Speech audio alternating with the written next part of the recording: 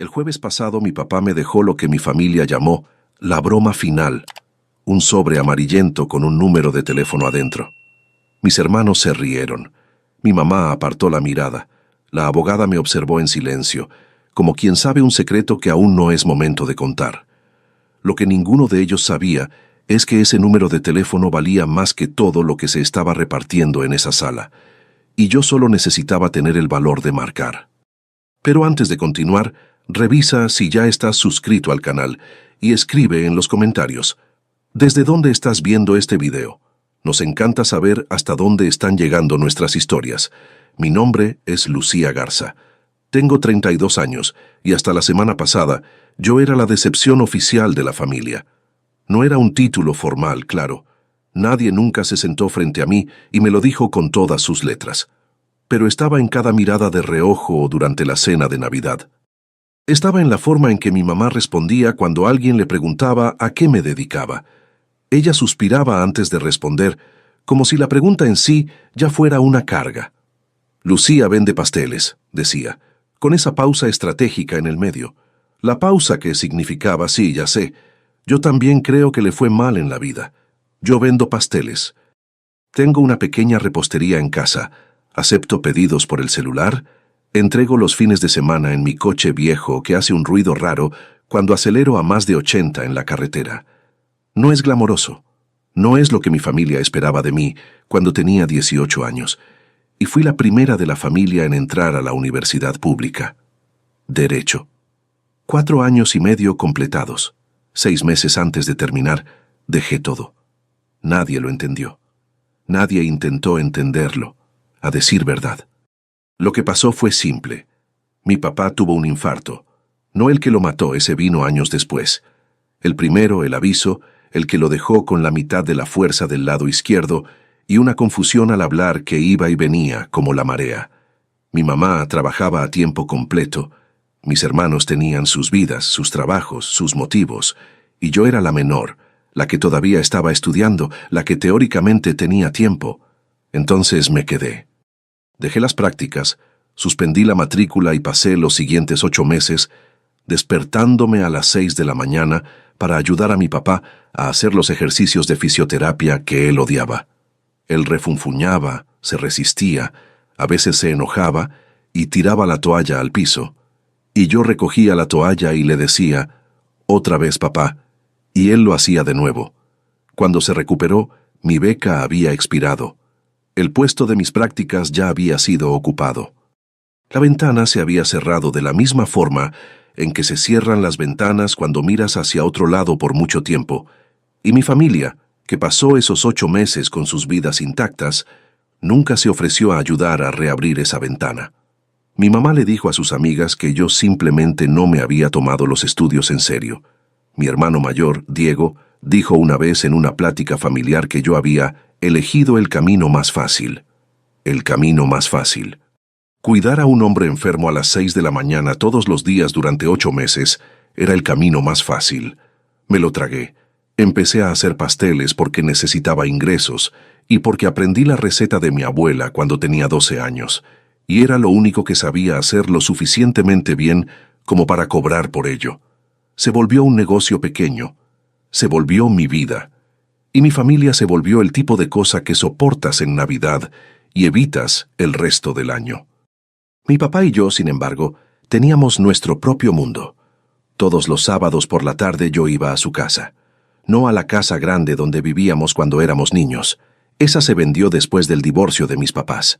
Su casa era pequeña, en una colonia antigua con árboles grandes y banquetas irregulares.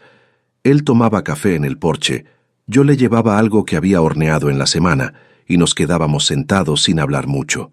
Era un hombre de pocas palabras, mi papá. Pero cuando hablaba siempre decía lo correcto. Una vez, a la mitad de un sábado cualquiera, me miró por encima de la taza y me dijo, «Eres la única persona de mi familia que aparece cuando no tengo nada que ofrecer». No respondí. Me quedé mirando el patio, el limonero que él había plantado y que nunca dio limones bien, y sentí que eso aterrizaba dentro de mí como aterriza algo que uno no sabía que estaba esperando. Él murió un lunes de octubre. El teléfono sonó a las 7 de la mañana.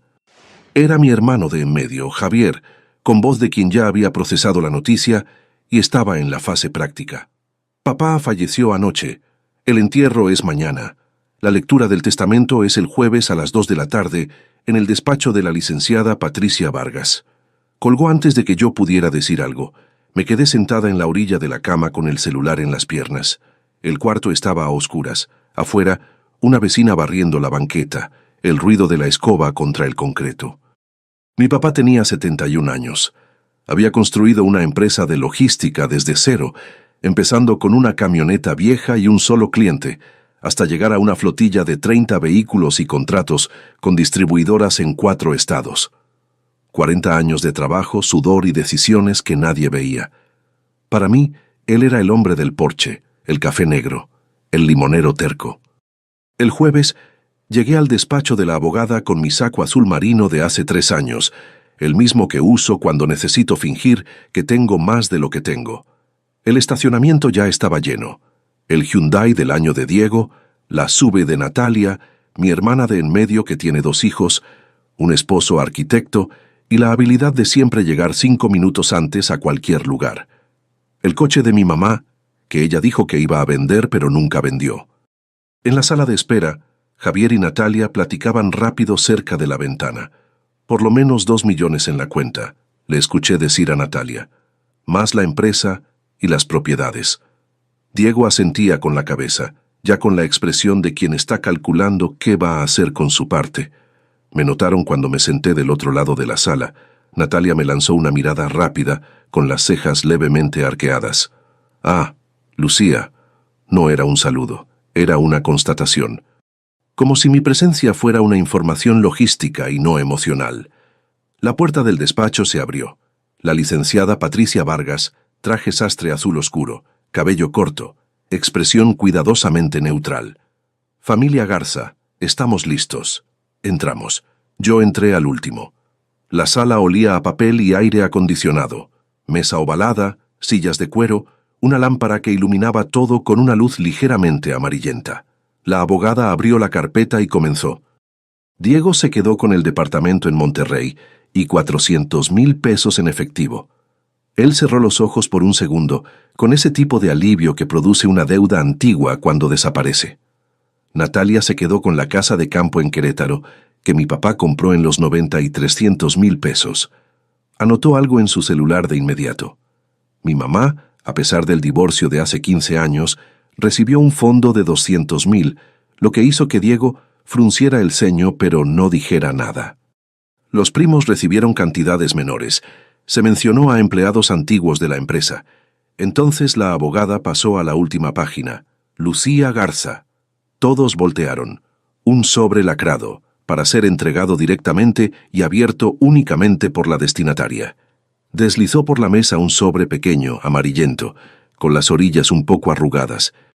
Mi nombre escrito a mano, con la letra que yo reconocía de los recaditos que él me mandaba a veces, doblados dentro de los tuppers que yo le devolvía vacíos después de entregarle los pasteles. Lo abrí con cuidado.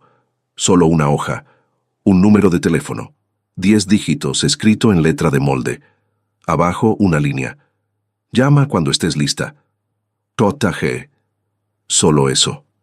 El silencio duró 2 segundos. Luego Javier se rió. Empezó bajito y creció, hasta que tuvo que apoyarse en el brazo de Natalia. Diego levantó la taza de café que tenía enfrente, como si estuviera brindando.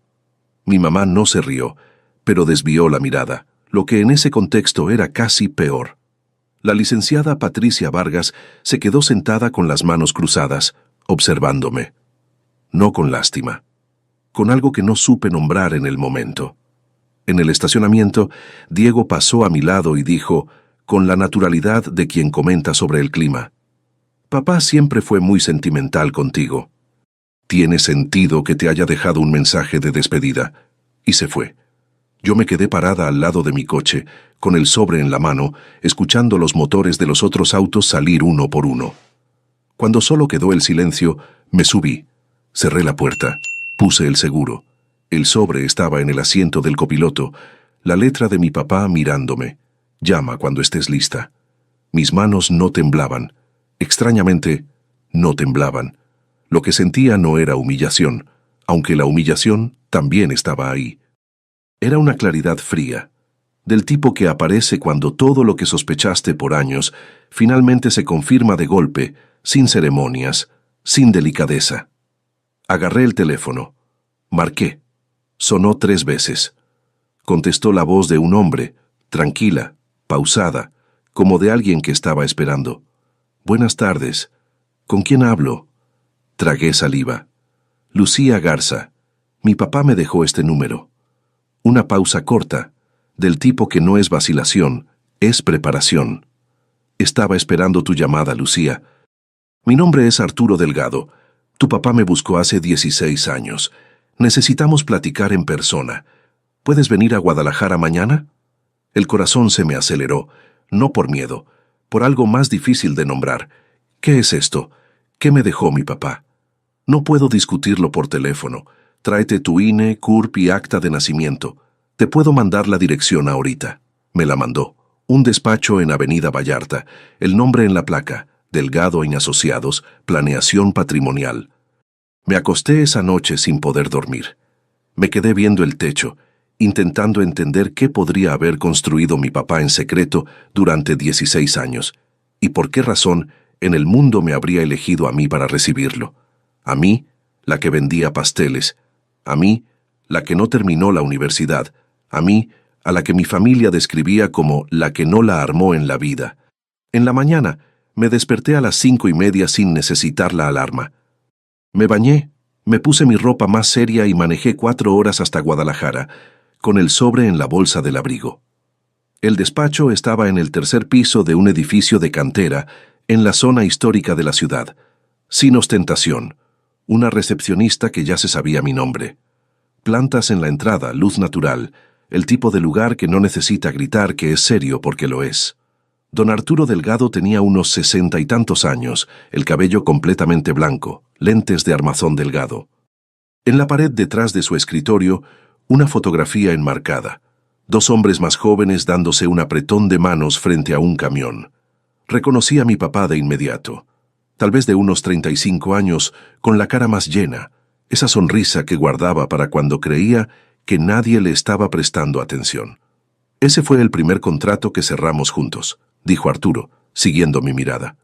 Tu papá tenía una camioneta y un cliente. Yo le ayudé a estructurar el crecimiento. Trabajamos juntos por casi 20 años. Abrió una carpeta de piel sobre el escritorio y empezó a hablar. En 2009, mi papá había creado un fideicomiso de inversión privada, un instrumento jurídico completamente separado de la empresa operativa, separado del testamento, invisible para el juicio sucesorio. El fideicomiso poseía el 42% de la participación accionaria de Garza Logística, además de 3 propiedades comerciales y una cuenta de inversiones a largo plazo. Valor estimado actual, 26 millones de pesos. El número se quedó flotando en el aire entre los dos como una cosa física. No lo agarré. ¿Por qué yo? La pregunta salió antes que cualquier otra cosa. Mis hermanos tienen más experiencia, más preparación, más... Tu papá me dijo exactamente por qué. Arturo se quitó los lentes y los puso sobre la mesa.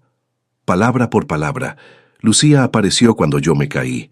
No me preguntó qué le iba a dejar. Solo se quedó. Es a ella a quien le confío lo que construí. Me quedé mirando la fotografía en la pared, el rostro joven de mi papá sosteniendo una llave de camión como si fuera un trofeo. Tienes 30 días para aceptar o rechazar, continuó Arturo. Si aceptas, la transferencia es inmediata e irrevocable. También hay una carta personal, pero esa solo se puede abrir después de que firmes.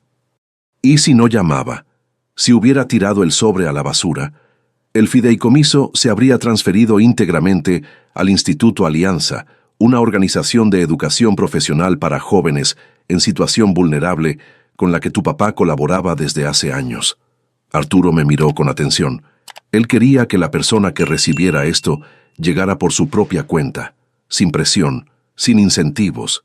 Quien tirara el sobre a la basura no era la persona correcta. Necesito pensarlo, le dije. Arturo asintió despacio. Era exactamente lo que él esperaba que dijeras. Antes de que yo saliera, giró la computadora hacia mí e inició una videollamada.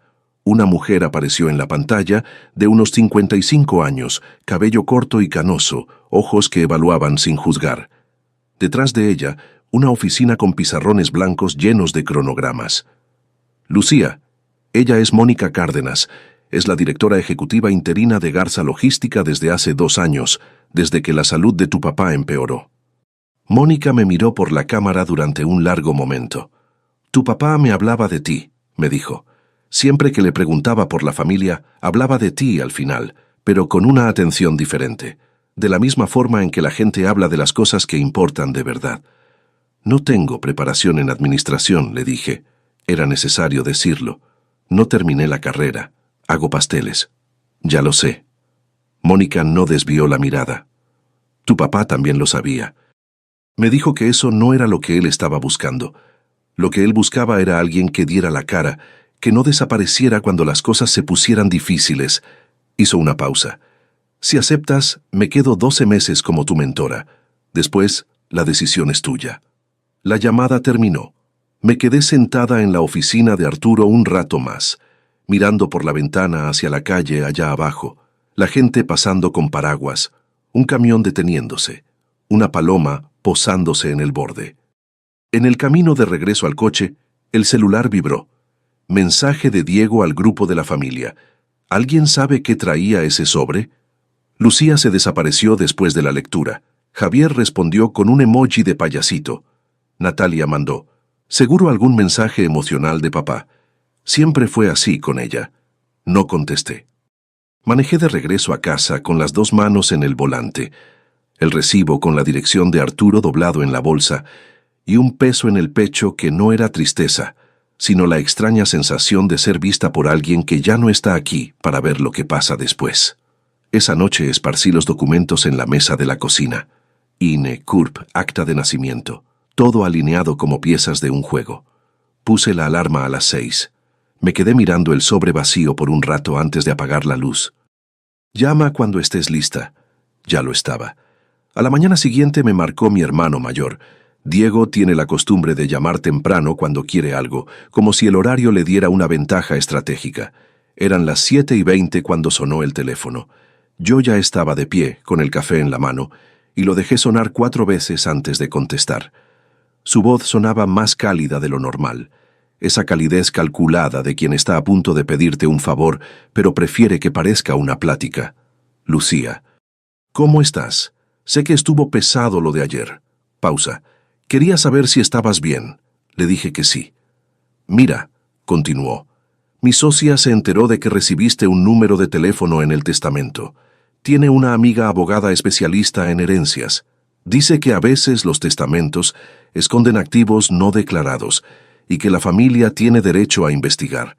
Solo pensé que debías saberlo, por si necesitas ayuda para lidiar con eso. Ayuda. Siempre envuelto como si fuera ayuda. Gracias, Diego. Lo voy a pensar. Colgó educadamente. 10 minutos después, Javier me mandó mensaje. Hola, hermanita. Tenemos que hablar sobre el sobre. Un abrazo. No contesté. Eran las 11 de la mañana cuando me llamó mi mamá.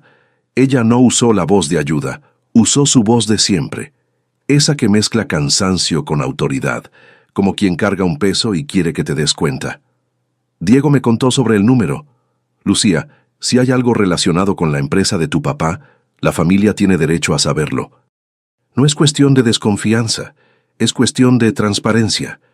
Es asunto mío, mamá. Silencio. No tiene que ser así. No estoy siendo de ninguna forma. Estoy siendo directa. Me colgó antes de que yo lo hiciera. Era la primera vez que eso pasaba. Esa noche, Natalia convocó lo que ella llamó una reunión rápida de familia en su casa. No fue una sugerencia. Fue un citatorio. Mensaje en el grupo a las 3 de la tarde. Quiero que nos veamos hoy a las 7.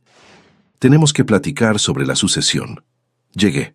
Éramos 4 adultos alrededor de la mesa del comedor.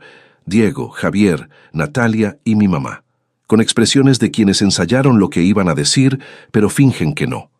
El esposo de Natalia se quedó en la cocina haciendo lo que hacen los esposos de las Natalias de todo el mundo en estas situaciones. Ruido de trastes para parecer ocupado. Diego tomó la batuta. Estaba de pie, lo cual Era una decisión deliberada. Cuando Diego se pone de pie en una reunión familiar, es porque se preparó. Sabemos que había algo en ese sobre, además de un mensaje. Lucía, te desapareciste, fuiste a Guadalajara hoy. Él lo sabía.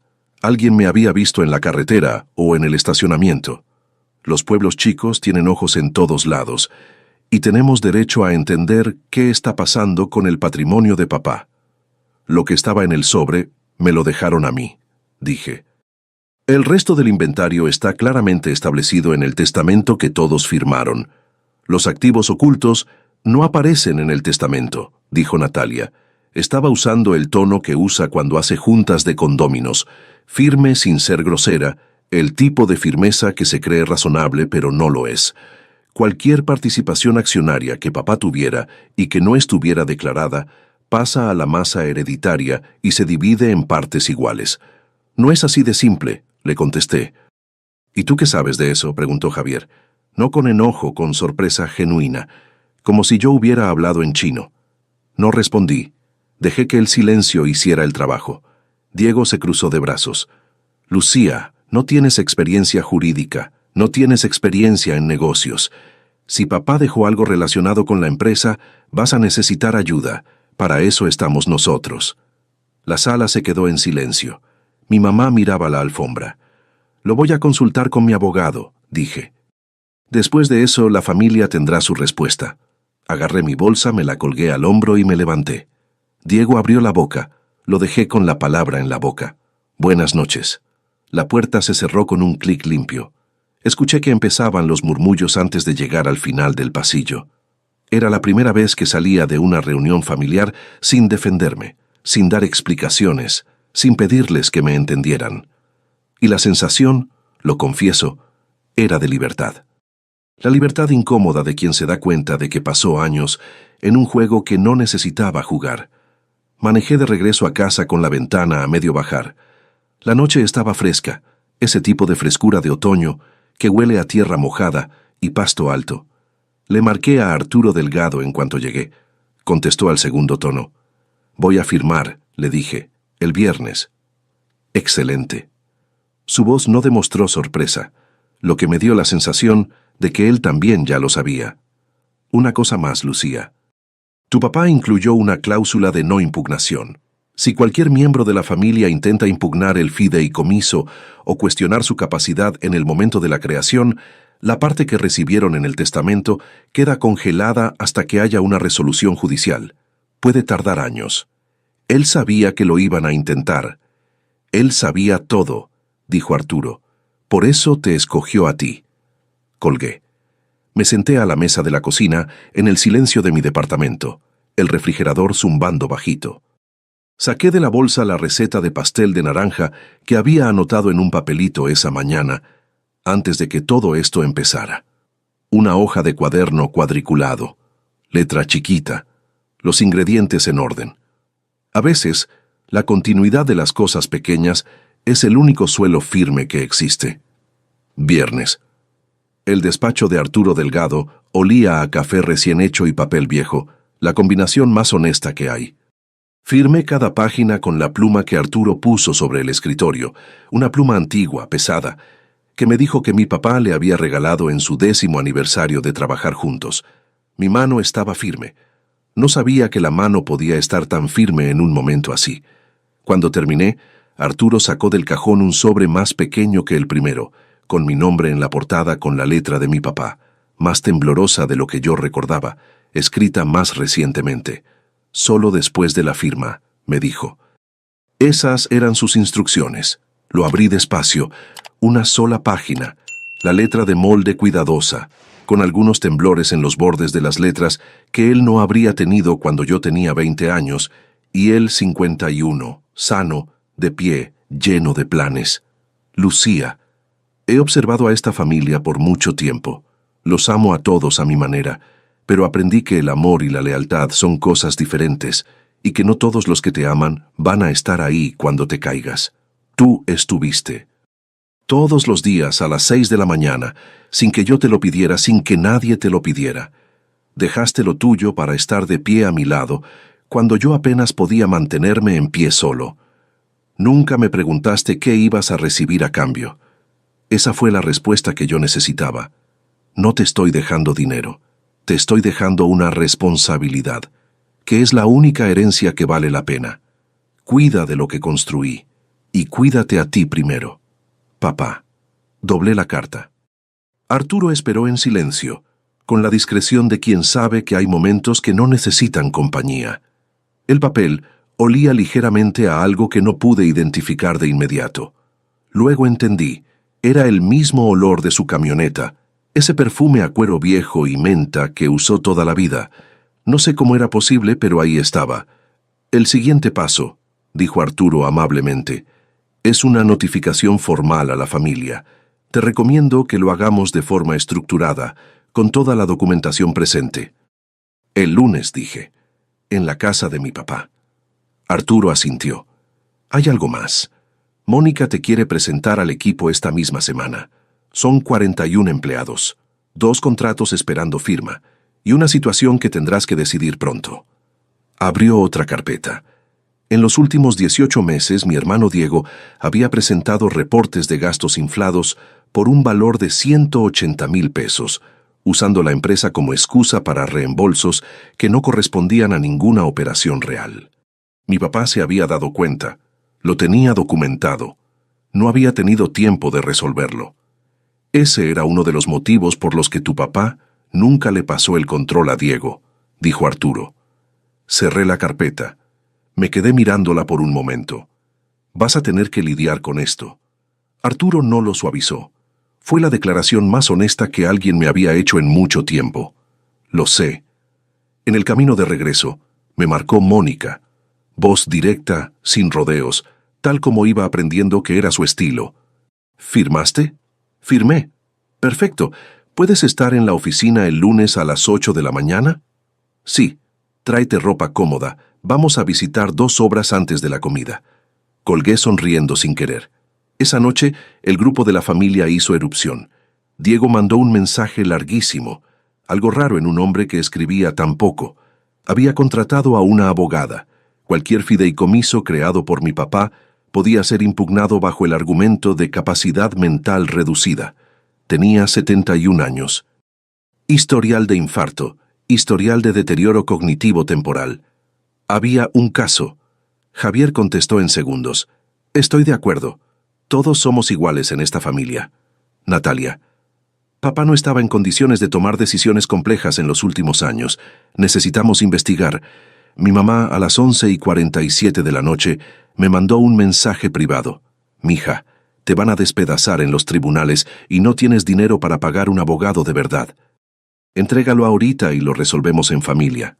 Es lo que tu papá hubiera querido. Lo leí sentada en el piso de mi cuarto, con la espalda en la pared y el teléfono en la mano. El departamento estaba en silencio, la lavandería de abajo, cerrada, la calle, callada. No contesté. En lugar de eso, le mandé un mensaje a Arturo.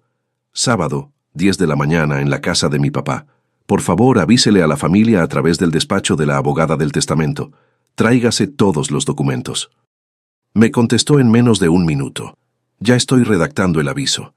Bloqueé el teléfono y me quedé un rato mirando el sobre vacío en la mesa. La letra de mi papá, ya sin el papel adentro, habiendo cumplido su propósito, pero aún así presente. Al abrir la ventana de mi cuarto, miré hacia la calle de abajo. Una moto pasando, los semáforos cambiando de color sin nadie esperando.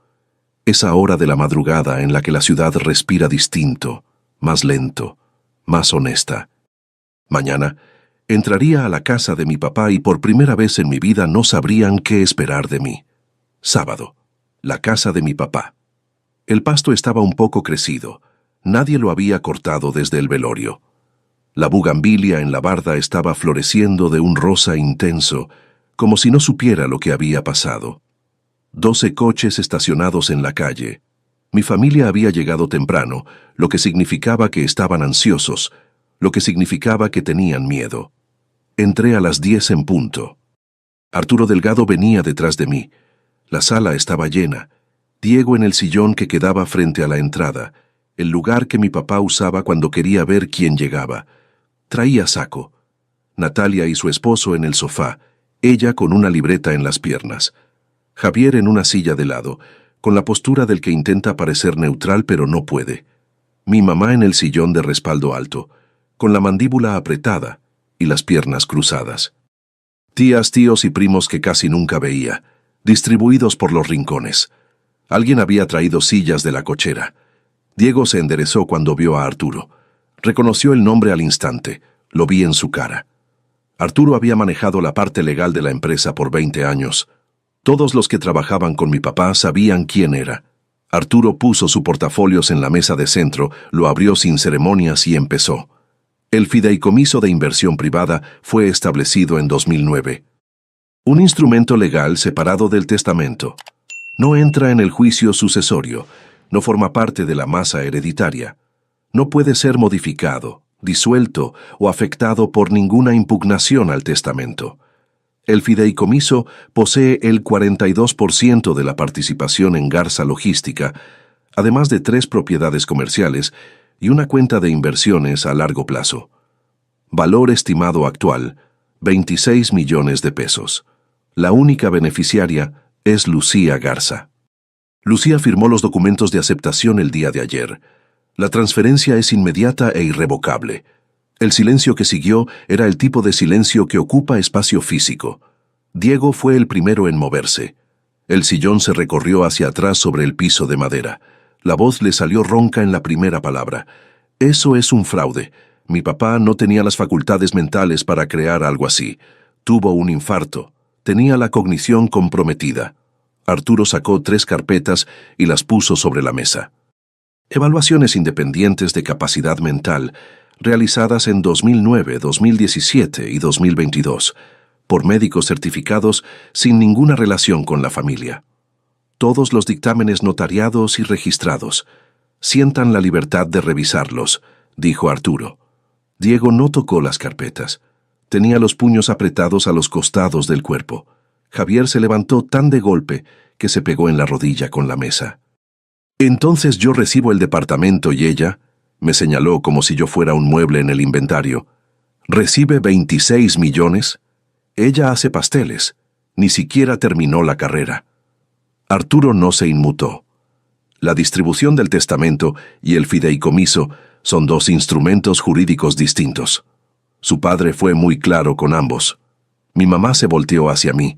Tenía los ojos llorosos y yo, genuinamente, no sabía si era por coraje, tristeza o las 2 cosas al mismo tiempo. «Tú no le harías esto a tu familia», me dijo. La voz le tembló. «Tu padre quería que estuviéramos unidos». La miré fijamente. «Tú me dijiste en el velorio que yo era la decepción que él nunca admitía en voz alta. Tú dijiste en el cumpleaños de Natalia que yo había desperdiciado mi vida haciendo pasteles». No levanté la voz. No hacía falta. «No me hables de unión». La sala se quedó en un silencio sepulcral. El esposo de Natalia le puso la mano en el brazo despacito y le dijo que ya debían irse. Natalia se apartó de él con un movimiento brusco, todavía buscando un aliado, todavía calculando, pero las cuentas no le salían. La cláusula de no impugnación bloquearía lo que ellos habían recibido por años de proceso judicial. Ella lo sabía. Su esposo lo sabía. Y por eso siguió insistiendo, con la paciencia de quien ve el costo claramente. Salieron. La puerta azotó. Diego salió después, sin azotar. Cruzó la sala como cruza el que acaba de perder algo que creía que tenía. Despacio, mirando al piso, destruido de una forma que nunca había visto en su cara. Era más fácil odiarlo cuando estaba tan seguro de sí mismo. Javier se quedó un momento más, con la expresión del que todavía está intentando encontrar el argumento que cambie todo. No lo encontró. Se fue sin dar las buenas tardes. La sala se fue vaciando. Primos, tías. Un primo que no veía desde hace 7 años me apretó el hombro a la salida y no dijo nada, lo cual fue más honesto que cualquier cosa que pudiera haberme dicho. Al final, solo quedamos mi mamá, una tía mayor, hermana de mi papá que siempre se quedaba un poco al margen en las reuniones familiares, presente sin participar, y yo. Mi mamá se levantó despacio, se alisó la blusa, pasó a mi lado sin decir una palabra. En la puerta se detuvo. No volteó completamente, solo de perfil. Tu papá tenía razón sobre ti. Lo dijo bajito, casi para ella misma, y se fue. El Uber ya la estaba esperando afuera. La tía se acercó, me puso la mano en el brazo. Siempre me pregunté por qué tu papá guardaba las fotos viejas donde solo salían ustedes dos. Su voz era suave, de la forma en que suenan las voces cuando la gente dice la verdad sin querer impresionar a nadie. Ahora lo entiendo. Salió. Me quedé sola en la sala de mi papá. Su sillón estaba vacío. El reloj de pared haciendo tic-tac. Por la ventana la bugambilia rosa moviéndose ligeramente con el viento. Respiré profundo. Ahora era mi responsabilidad no dejar que esto se cayera. Lunes. Oficinas de Garza Logística, al sur de Guadalajara. Edificio de ladrillo aparente, 2 pisos, estacionamiento limpio y bien señalizado. Mi papá siempre decía que puedes juzgar a una empresa por el estado de su estacionamiento. El suyo estaba impecable. Mónica Cárdenas me recibió en la entrada a las 8 en punto. Un apretón de manos firme, sin pláticas triviales. No te voy a tratar como a una niña, me dijo, pero tampoco voy a dejar que te ahogues. Las instrucciones de tu papá fueron claras. 12 meses de mentoría, después yo doy un paso atrás. Me dio un recorrido por el edificio. 41 empleados, espacio abierto en la planta baja, el área operativa y logística, sala de juntas y oficinas en el piso de arriba.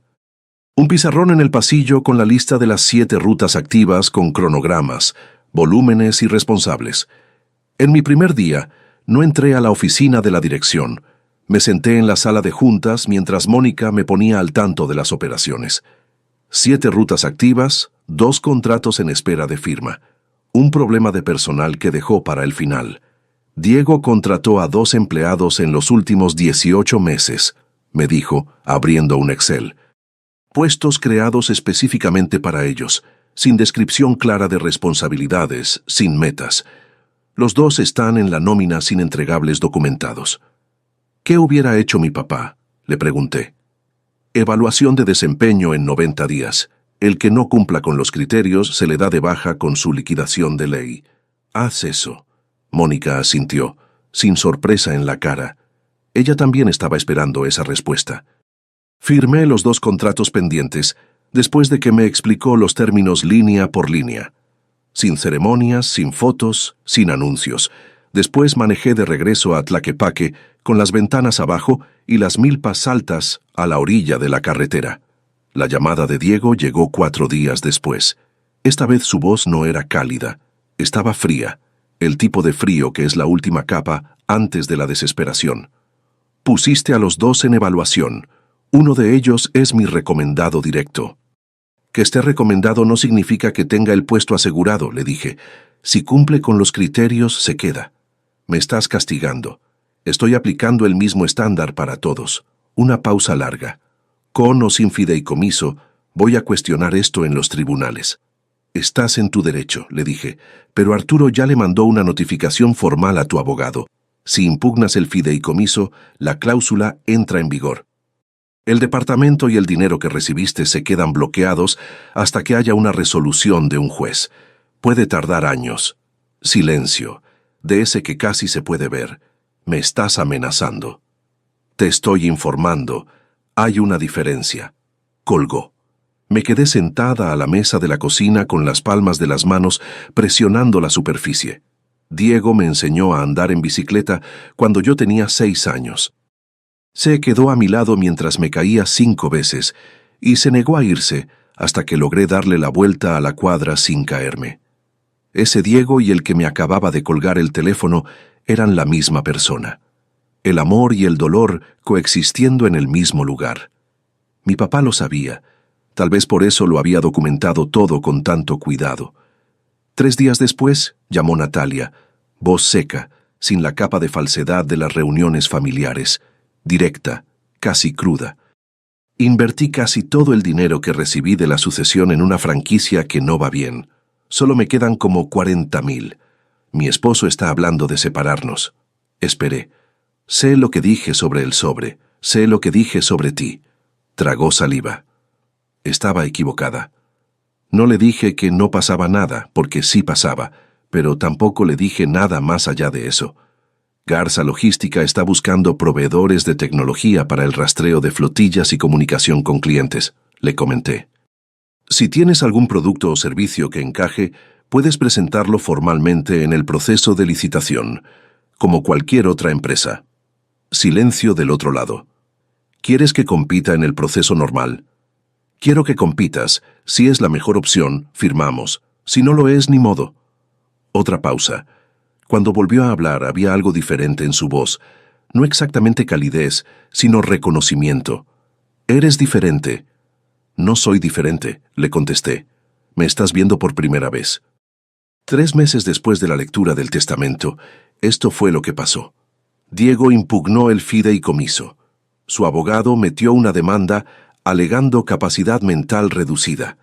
Arturo respondió con las 3 evaluaciones independientes, todas notariadas, todas impecables. El juez lo revisó en la audiencia preliminar y señaló que no había fundamentos.